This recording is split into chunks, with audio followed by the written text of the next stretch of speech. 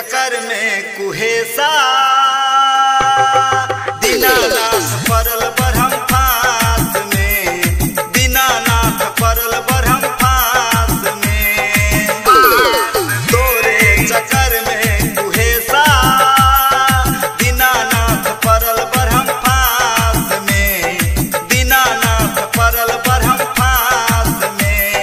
बतिया झोहई छै रहिया तकई छै, भर्ती कपई छै आस में। तोरे चक्कर में कुहेसा दीनानाथ परल बरहम फास में, दीनानाथ परल बरहम फास में। दीनानाथ परल बरहम फास में, बरहम फास में। बोली बोली सूरज देव की। Music by DJ Umesh, Shukipur Bazar. घर सो घाट तक वायरिंग करलियै, जगह जगह मरकरी बोलो जरलियै।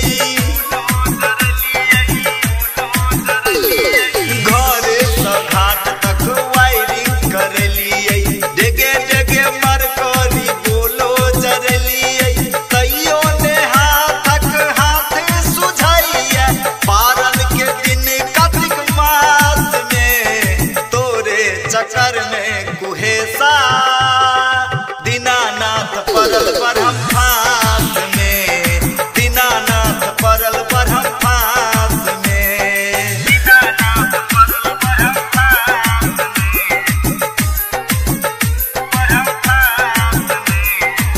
बोली बोली छठी मैया की। दीनानाथ परल बरहम फास में। Music by DJ Umesh, Shukipur Bazar. केला घोटुक दौरा सूप घाट कात में, औकरी पन नारियल बरती के हाथ में।